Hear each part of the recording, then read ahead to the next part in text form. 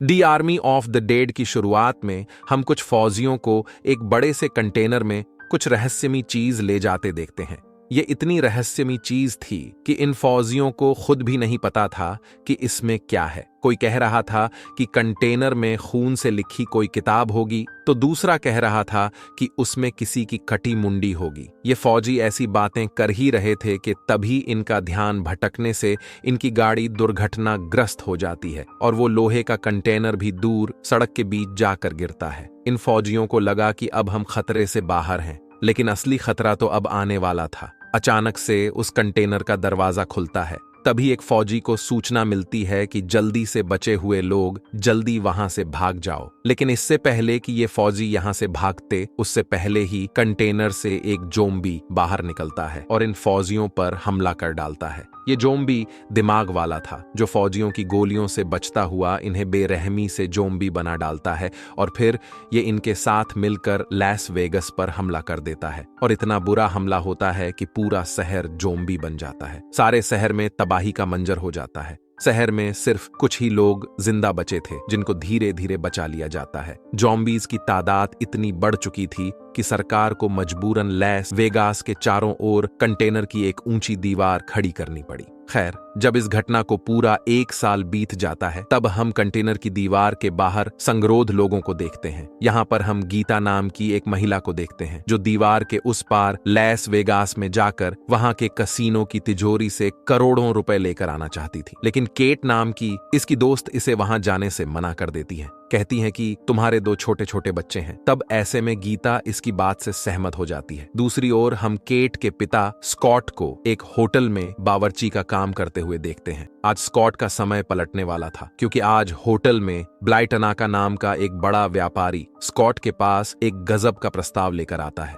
ये कहता है कि लास वेगास की तिजोरी में करीबन 1664 करोड़ रुपए यूं ही सड़ रहे हैं। अगर तुम वो सारा धन ले आओगे तो तुम्हें 400 करोड़ मिलेंगे। इतना कहकर ब्लाइटनाका स्कॉट को तिजोरी का नक्शा देकर चला जाता है। स्कॉट इतना अच्छा प्रस्ताव बिल्कुल भी नहीं छोड़ने वाला था, इसलिए ये तैयारी के लिए अपना समूह बनाने में लग जाता है, जिसमें ये सबसे पहले अपनी जिगरी सहेली मारिया को शामिल करता है। ये इसे काम के बदले 130 करोड़ रुपए देने को कहता है। फिर स्कॉट कुछ और लोगों को भी अपने समूह में शामिल करता है, जिनका नाम मारिया, मैरियन, गुजमान और इसकी साथी सामन था। ये वंदेरोही और तिजोरी खोलने वाला ये डाइटर होता है। यहाँ पर इनके समूह में ब्लाइटनाका का एक माइकल नाम का आदमी भी शामिल हो जाता है। फिर स्कॉट अपनी बेटी केट के पास जाता है, लेकिन ये इससे नाराज थी, क्योंकि स्कॉट ने अपनी जॉम्बी पत्नी को मार दिया था। खैर, केट भी 130 करोड़ में मान जाती है और इनके साथ शामिल हो जाती है। इसके बाद ये सभी लोग लास वेगास की दीवार के पास जाते हैं। यहाँ पर ये लिली नाम की लड़की से मिलते हैं।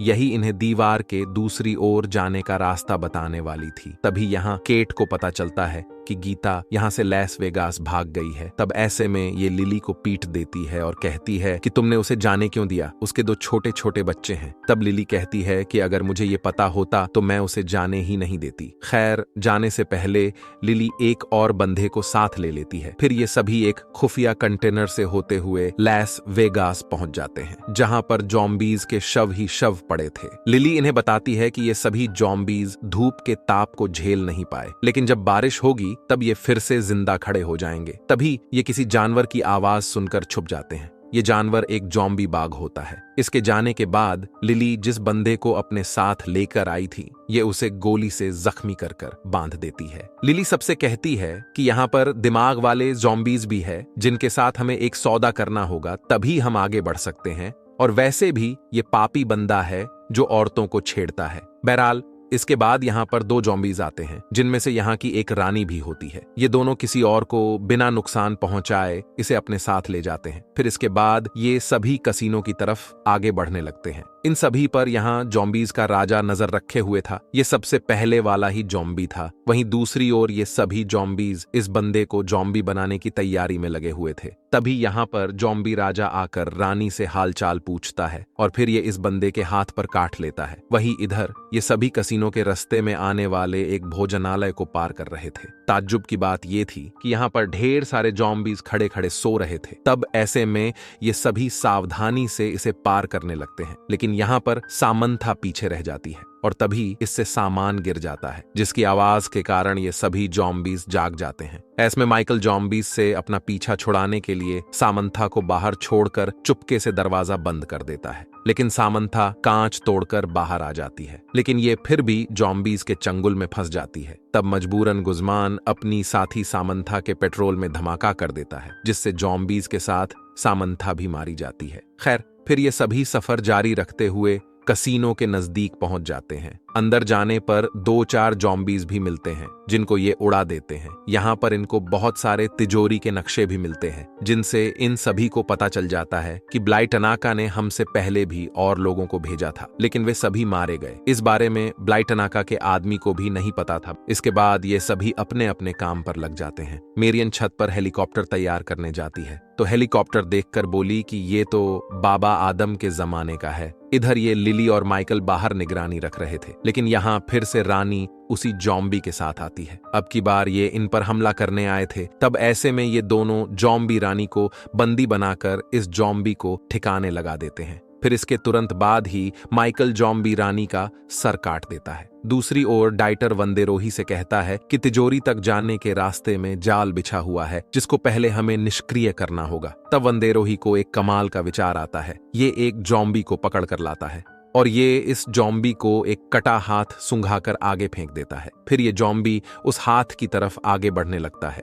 पहले पड़ाव में तो इस जॉम्बी को तीर लगते हैं, दूसरी पड़ाव में ये गोलियों से भुन्न जाता है। तब डाइटर कहता है कि बस इतना ही, लेकिन तभी तीसरे पड़ाव पर इस जोम्बी का कीमा बन जाता है, जिसे देख डाइटर की आंखें खुली की खुली रह गई। इसके बाद डाइटर जाकर तिजोरी को खोलने में लग जाता है। इधर स्कॉट और बाकियों को कसीनो में एक टीवी से पता चलता है कि लैस वेगास के ऊपर सरकार परमाणु बॉम्ब गिराने वाली है। अब इन सभी के पास सिर्फ 1.5 घंटे बचे थे। तभी इधर तिजोरी खुल जाती है। तिजोरी में पैसों का ढेर देखकर इनकी सारी थकान दूर हो जाती है। ये सभी नोटों की गड्डियां अपने थैलों में भरने लगते हैं। वही दूसरी तरफ जॉम्बीज का राजा अपनी रानी को मरा हुआ पाता है। ये लाश को अपने अड्डे पर लेकर जाता है और इसका पेट फाड़कर अपने बच्चे को बाहर निकालता है, तो इसे मरा पाता है। ये देख इसे इतना गुस्सा आता है कि ये कसीनो पर अपनी जॉम्बी सेना से हमला करा देता है। इधर केट अपने पिता स्कॉट से छिपकर गीता को ढूंढने निकल गई थी। जब स्कॉट को ये पता चलता है तो मारिया के साथ केट को ढूंढने जाने लगता है, लेकिन रास्ते में लिफ्ट से जॉम्बी निकलकर मारिया की मुंडी तोड़कर मार डालते हैं। तब स्कॉट तेज गुस्से में जॉम्बीज को ठिकाने लगाने लगता है। फिर ये सभी नोटों से भरे बैग लेकर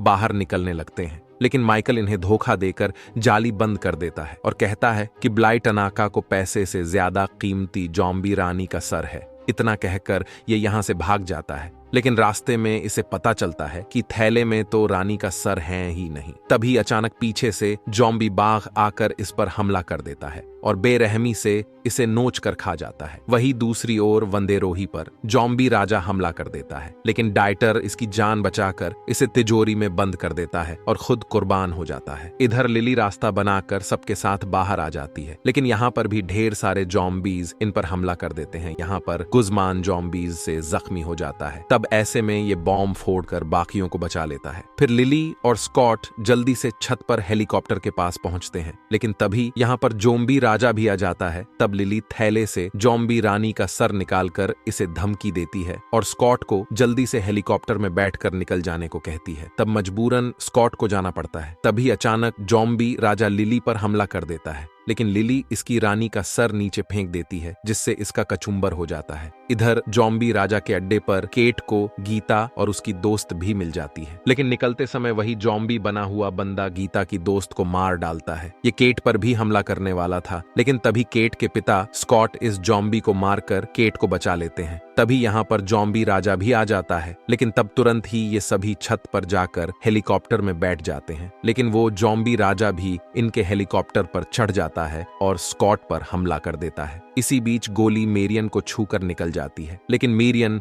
फिर भी हेलीकॉप्टर उड़ाती रहती है। जॉम्बी राजा स्कॉट के हाथ की हड्डी तक तोड़ देता है और इसे काट लेता है, लेकिन तभी परमाणु बम की मिसाइल लैस वेगास पर गिरती है, जिसकी रोशनी से इस जॉम्बी राजा का ध्यान भटक जाता है। तब मौके पर ही स्कॉट इस जॉम्बी को फोड़ डालता है। इसके तुरंत बाद ही परमाणु बम के धमाके से इनका हेलीकॉप्टर दुर्घटनाग्रस्त हो जाता है। इस घटना में सिर्फ केट ही बचती है। लेकिन इधर वंदेरोही तिजोरी में छिपा हुआ था, इसलिए ये परमाणु बॉम्ब से बच जाता है। वंदेरोही नोटों से भरे थैले लेकर निकल पड़ता है और सीधा जेट पंजीकरण करवाने जाता है। लेकिन यहाँ ये महिला इसकी हालत देखकर बोली कि वो सिर्फ खास लोगों के लिए है। ये सुनते ही वंदेरोही नोटों की गाड़ियां बिछा देता है, जिससे महिला के होश उड़ जाते हैं। फिर वंदेरोही जेट में बैठकर जश्न मनाता हुआ जाने लगता है, लेकिन यहाँ पर इसकी तबीयत बहुत बिगड़ने लगती है। तब ऐसे में ये संडास घर में जाकर जब अपने हाथ को देखता है तो इसे पता चलता है कि किसी जॉम्बी ने इसको काटा हुआ है, और इसी के साथ ये कहानी यहीं पर ही समाप्त हो जाती है।